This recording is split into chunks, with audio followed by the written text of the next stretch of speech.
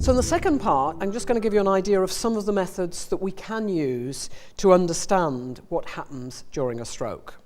And these are really everything we have available. We can use computer simulation, obviously some limitations, but I'll give you an example of that at the end. We do studies on the molecules that we think are involved in a test tube. We do studies on cells, either human cells, animal cells, or what we call immortalized cells that are grown for many generations, on animals and, of course, on humans. Simple starting point is to do what they did with Phineas Gage. When he died, they took his brain and had a look, and certainly we can do that. And you probably don't need much of a lesson in neuropathology to see there was a problem with this patient's brain. These large holes here are the damage, massive damage caused by a stroke. And we can and do study the brains of patients who donate their organs to the university, either for research or for training purposes. We also now use very advanced imaging techniques. Some of you will be aware of CT scans and MR scans. And after a stroke, it's pretty hard to see what's happening here. Don't know if you can see just about here. You can see a darker area. That's a day after the stroke. And now you can see it more clearly 6 days after. But the top three pictures are using PET imaging, positron emission tomography. And in this, we inject a tiny little amount of a radioactive molecule. And that can measure everything from how much blood is flowing in different regions, how much oxygen is there, which cells are activated. It's incredibly sensitive. And we do have a PET cyclotron to make the radioisotopes and a camera just down the road at the cancer hospital, in fact. And so that's another important approach. We also do studies with consent, and I'll come back to this in a few minutes, on patients who are undergoing neurosurgery. Don't worry, this is an actor, not suffering any pain, I can assure you. And we don't, in spite of what people say, we don't do experiments on medical students. But of course, what we can't do is look into the brain of healthy people, or even into the brain of people who've had a stroke, because it would be far too dangerous. Therefore, we do need the other approaches of using cell approaches and animal approaches. Most of the animal studies that are undertaken are on, certainly in Manchester, they're all on rats and mice, which have the same cells and molecules, have very similar brain structure to humans, and actually they have strokes in the same way and have damage in very much the same way. And our research uses all of these approaches. And I'll tell you about some of our findings in just a moment.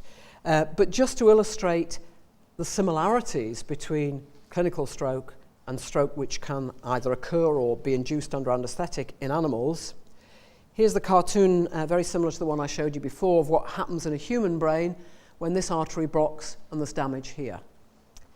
This is the brain of a rat, and this is after there's been a stroke in exactly the same way.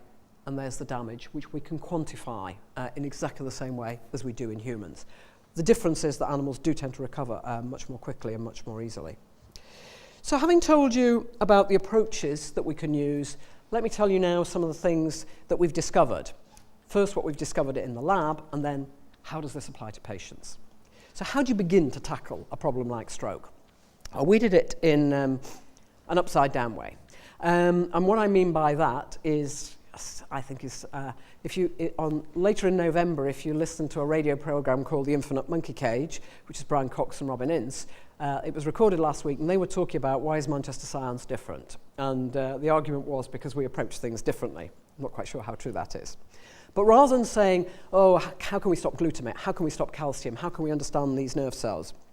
We asked a different question. We said, what is it that's common to so many diseases that you never get in healthy tissue? Never.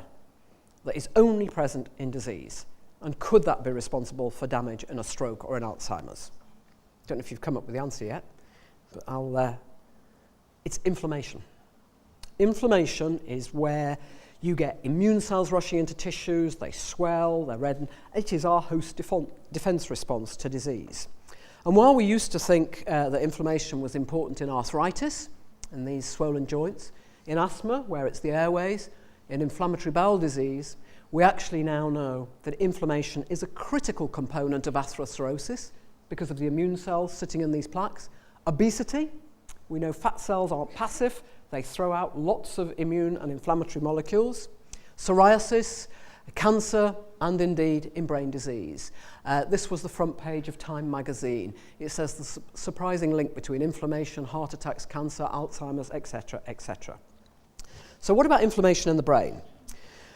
Well, everybody's thought for a long time the brain was different to other organs because apart from anything else, it's got a sort of a barrier around it. The blood vessels are quite tightly, live quite tightly together, so they don't let immune molecules through so easily. And of course, it doesn't swell in quite the same way because we've got a skull. And if it does swell, then there's a real problem of increased pressure. But we know actually that the brain does have inflammatory cells and molecules, and we know that inflammatory cells, immune cells, from the bloodstream do get into the brain after a stroke.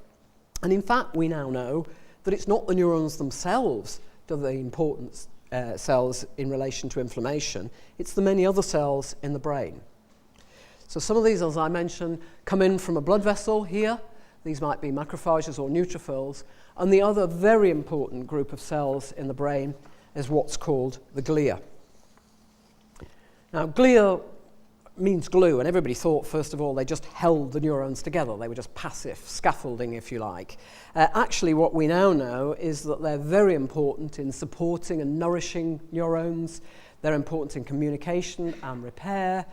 They can limit damage to the brain, but they are also a very important source of inflammatory molecules. The same molecules that are produced if you have arthritis in your hand, or inflammatory bowel disease, or psoriasis, or asthma. And we can see that after damage, the glial cells, I don't know how well you'll be able to see this in here, accumulate around a blood vessel. So it's a bit light in here, but that's a blood vessel taken from a brain, and the blue dots here are the glial cells which are starting to be activated. These black holes here are where another blood vessel's coming off. So we know that after an injury to the brain, the glial cells get activated very quickly. And in fact, we know that glial cells produce a lot of toxic molecules, as I said. Some of the ones that are produced in joints or in inflammatory bowel disease. And that when neurons are damaged, they activate glia, and the glia release toxins, which then kill the neurons. So back to the question, what are the molecules that are produced by the glia that damage neurons? Well, there are quite a lot of them. But a key group of molecules are associated with inflammation and immunity all over the body, and they're called cytokines. You will have heard of some of them because interferons are cytokines. Tumor necrosis factor alpha is a cytokine. There are hundreds of them. But the important features of cytokines is that they're normally produced by immune cells of the body, and the brain has its own immune cells, and they are released by glia in a damaged brain. But they're not present in healthy tissue. And that means that by blocking them, we might reduce the immune response, the host defense response, but we won't affect normal brain function, unlike blocking glutamate or calcium. And the first one of these molecules to be discovered, probably the most important one, the one we work on most, is a cytokine called interleukin-1, or IL-1 for short. And I'll just briefly tell you how it was discovered, because it was very interesting. It was about 35 years ago now, and scientists knew that there had to be a molecule produced by immune cells when you get an infection that gets to the brain. Because whenever you get an infection, if it's bad enough, you'll get a fever. The immune cells don't have to get into the brain, and of course we know fever is controlled in the brain, because that's where temperature is controlled. So a very enterprising group of scientists collected 100 litres of urine from febrile patients. And what they did, I don't know why, but they got it from a convent when there was an outbreak of influenza and they all got flu at the same time. So it's from nuns' urine that we can thank for getting IL-1. They purified it and they called it endogenous pyrogen, the naturally occurring cause of fever.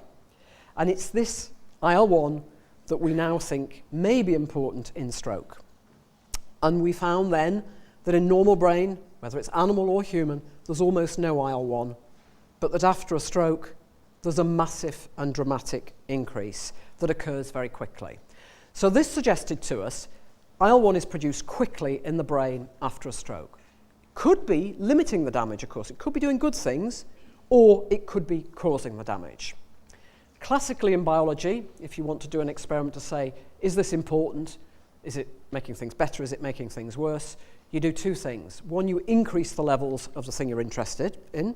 So with IL-1, you could inject it or you could cause it to be increased by an infection. And the other way is you block it. And of course, developing very specific blockers of molecules costs millions of pounds and takes chemists many years. We were very fortunate because there is a naturally occurring blocker of IL-1 that we all have in our bodies. And it's called IL-1 receptor antagonist. As you may know, an antagonist of a drug is a drug that blocks another drug's action. In this case, it's a naturally occurring one. And of course, all of our chemicals in our body, most of the chemicals in our body work by docking into cells on very, very specific receptors. The IL-1 receptor is no exception. Only IL-1 can activate that receptor and then cause a response in the cell. And the principle of this, like any antagonist, is that it sits in the receptor. It doesn't activate the cell, but it does stop IL-1 from working. So that sounds quite simple. What we need to do then is to look at what happens to the damage after a stroke if you increase IL-1 or if you block it.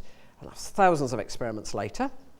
If we can measure the amount of damage caused by placebo or vehicle, when IL-1 is increased, the damage is much worse. And we also know that patients who get an infection straight after a stroke do much worse. IL-1RA dramatically reduces that damage. That means two things.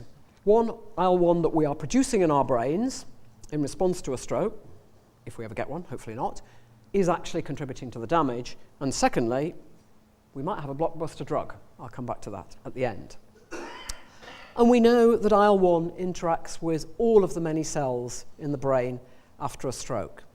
So this is the blood side, and here is a neutrophil moving in across the blood vessels, and we know that IL-1 can be produced by neutrophils and it can cause them to come into the brain. IL-1 is produced mainly in the brain by these, the immune cells of the brain, or the microglial cells, and it doesn't act directly to kill neurons, which is fortunate, because it would mean that every time you got a fever, you'd lose brain cells, and you don't.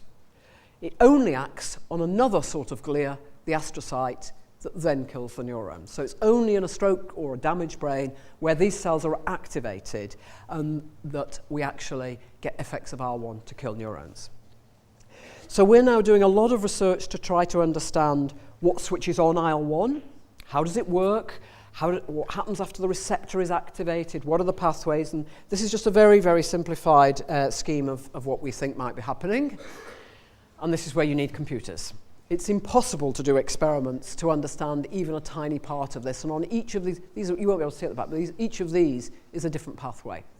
But you can build computer programs that can mimic this. You can do a simple experiment, go back to the computer program, see if it's right, and then go back to the actual experiment in the lab or the experiment in the patient. So you can go the full spectrum from mathematics, which I don't do that, other people do, onto patients.